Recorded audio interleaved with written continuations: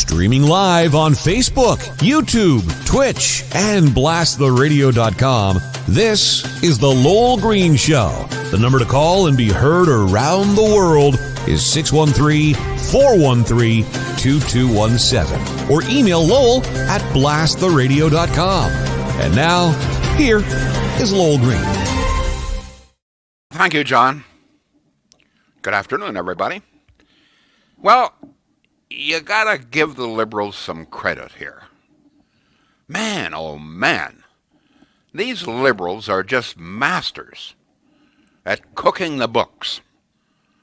In this case, not exactly the books, although they have certainly done that. But what I'm talking about here, the cooking of, the televised candidates' debates. Wow, what a cook job here. To start with, can any of you tell me why there are 2 debates in the French language only for roughly, 20% of our population, but only 1 debate in English for the remaining 80% or thereabouts? Why? Does that make any sense? No. The answer seems pretty obvious how this came about. You know, there's an old saying, always follow the money. Well, in this case, maybe not the money, it's the votes. Follow the votes. Having 2 debates in French, let's be very honest, provides a definite advantage to guess who? The esteemed Prime Minister of Canada, the one, the only, thank God, Justin Trudeau, who is the national candidate most adept in the French language. Now, O'Toole's French language is pretty good, but it's not up to Pierre Trudeau, or Justin Trudeau, or Pierre for that matter. True. Let's be very honest. And no matter how adept you may be in your second language, it is still your second language. So we've got 2 debates in Justin Trudeau's first language, which gives him a definite advantage. And let's never forget that winning Quebec is key to winning the election. So this gives Justin Trudeau the upper hand right there. No matter how well O'Toole or Singh does, it still gives Justin Trudeau, after all, he's a Quebec boy, right? Represents a Quebec riding, and we know how nationalistic most Quebecers are. Nothing wrong with that, but, he's the local boy. He's French-Canadian, and we know how important that is, so it gives him a definite advantage. So thus we have 2 debates in the French language, serving only about 20% of our population, but only 1 debate to serve the remaining some 80% of the population in the English language. Who engineered this? I don't know. Well, come on. If it provides a very clear advantage, if it adds votes or money or whatever, follow the money, follow the votes. Who gains the most? Well, Justin Trudeau. You got to figure that somehow or other. Let's face it. These liberals are. Their greasy hand is everywhere, right? In your backyard, in your dining room, everywhere, even in your appliances now, for God's sake. So you can be damn sure that somehow or other the liberals have engineered this. Well, in this case, apparently it was Trudeau who refused additional English language debates. I don't know if you know that or not. Once again, the media, of course, it's not biased at all. It wouldn't tell you the fact that Trudeau turned down a couple of other English language debates. The media wouldn't tell you that. Only Lowell Green, probably Rob Snow, and Brian Lilley, and that's pretty well it in this country.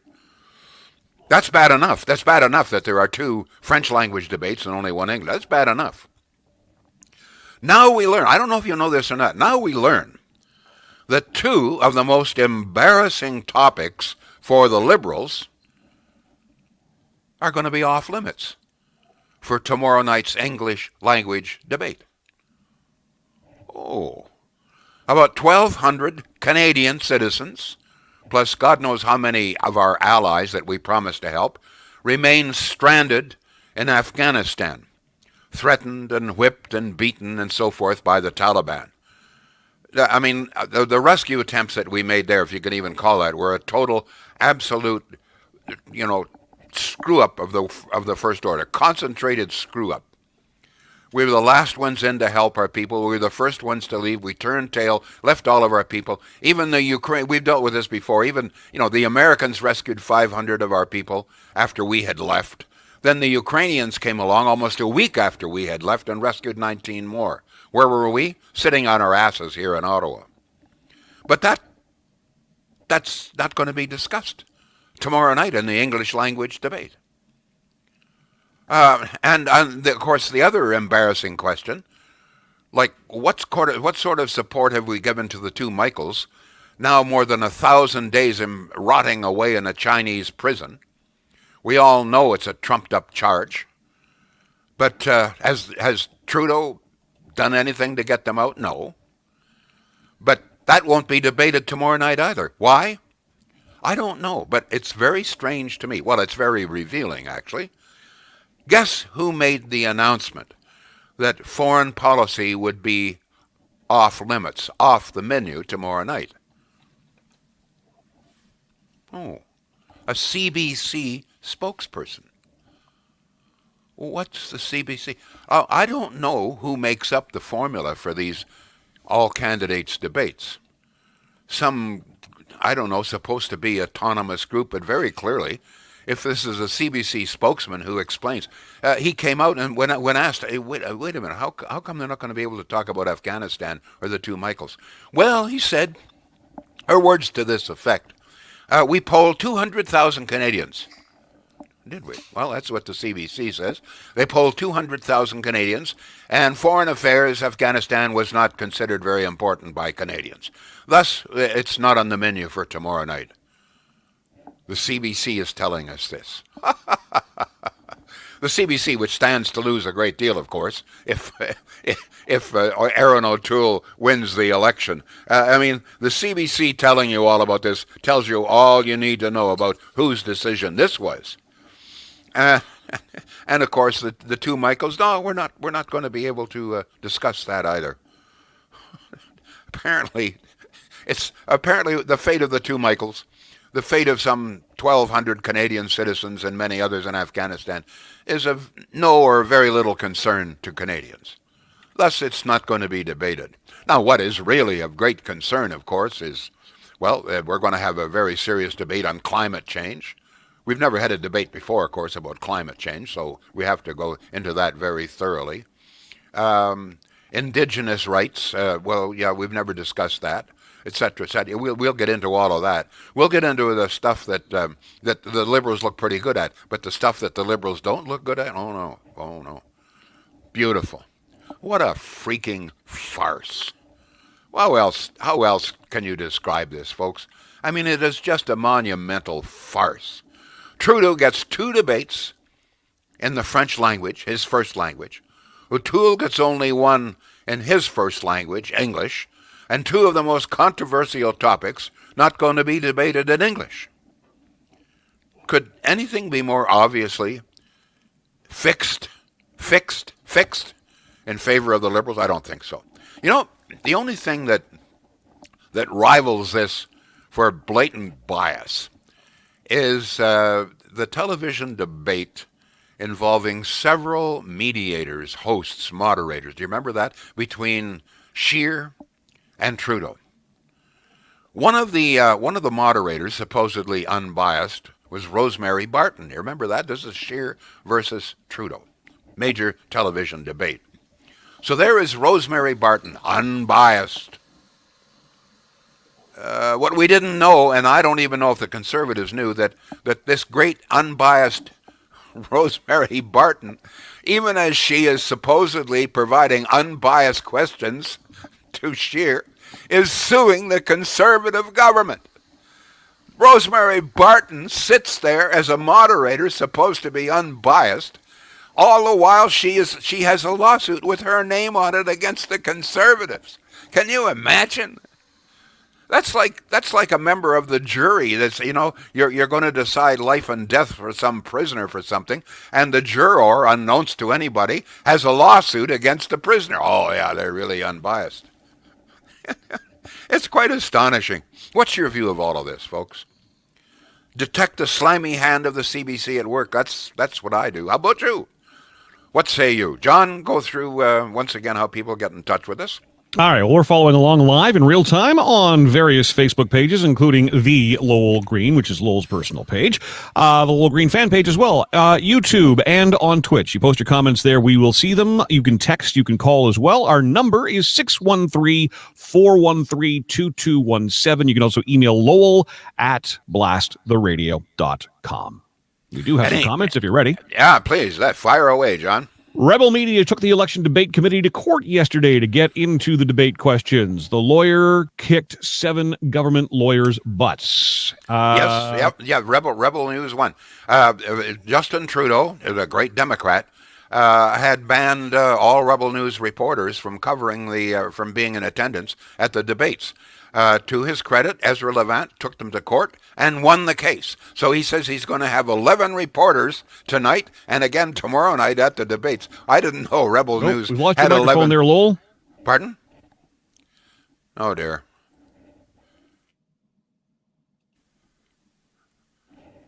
Lowell's microphone seems to have disconnected somehow. Lowell, I'll get you to refresh that page and get you back on here. I will remind the listeners, please share on all of your social media. That's the best advertising we've got when you share this on your Facebook, on your Twitch, and, of course, on YouTube as well. You can cut and paste the links all you want. There is a Lowell Green podcast for you as well. If you go to blasttheradio.com/Lowell Green, it's there. You can ask your Alexa smart speaker to play the Lowell Green podcast or to play Blast the Radio. Keep the comments coming in. We are seeing them in real time on Facebook, on Twitch, and on YouTube. Just waiting for Lowell to get back in here. Apparently, some of his devices are no longer connected. Let's try that there. You there, Lowell? All right. Can you hear me now? No. Lowell's microphone somehow has gotten disconnected. I don't understand why.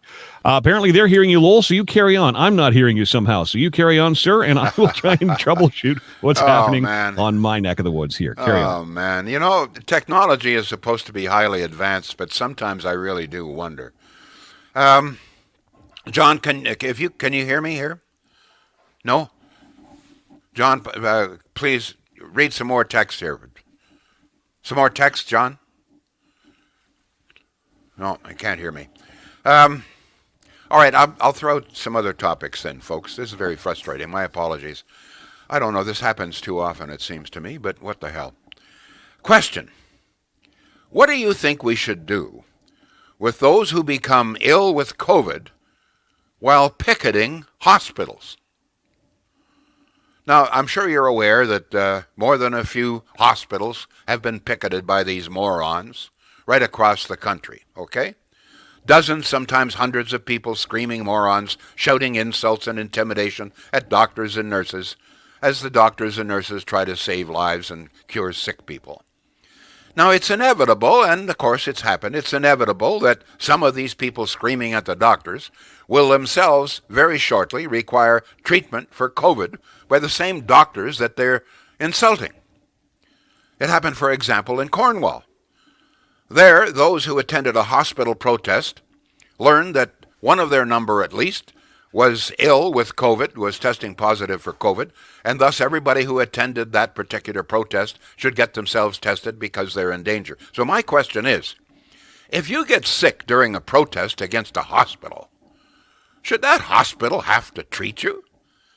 Should a doctor who's been insulted and intimidated by a protester be compelled to treat that protester if they become ill?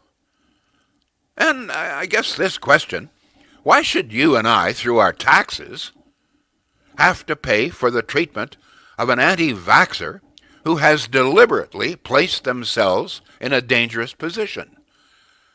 Free vaccinations are available. We know that if you get vaccinated, it is highly unlikely you will require hospital treatment. About 90% of people who get double vaxxed do not get COVID. So we know that if you refuse to get vaccinated, you are placing yourself at considerable risk, which, of course, if you become ill and require hospitalization, all of us taxpayers have got to fund it. Now, in Switzerland, I don't know if you know this or not, but rescuers refuse to assist stranded mountain climbers unless those climbers have taken out special insurance. Switzerland says, look, if you're going to go to great risk, you're going to climb these mountains, and you become trapped or become ill or whatever it is, we're not going to charge, the taxpayer's not going to pay for it. You know that you're entering great risk, so you must take out this special insurance, and if you don't and you become stranded, we're not rescuing it.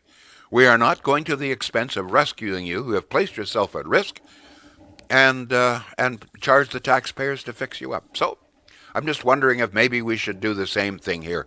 John, if we can't get through to you, I think I'm just going to depart early here. I've got a bad cold anyway. But we apologize, folks. There's nothing I can do. I don't know what the problem is. Hopefully we'll be back tomorrow.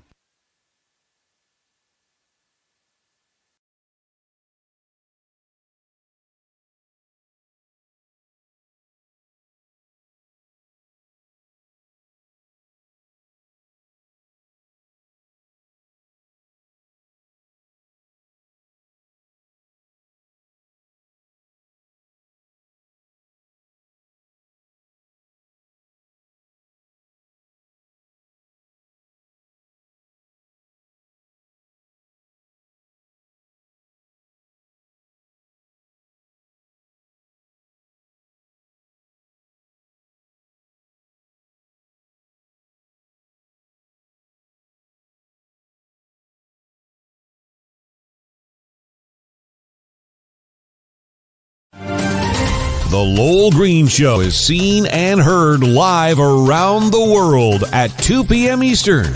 Connect with us online at blasttheradio.com/Lowell Green.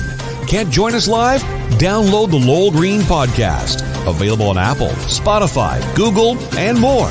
Ask your smart speaker to play the Lowell Green podcast. This is a production of blasttheradio.com.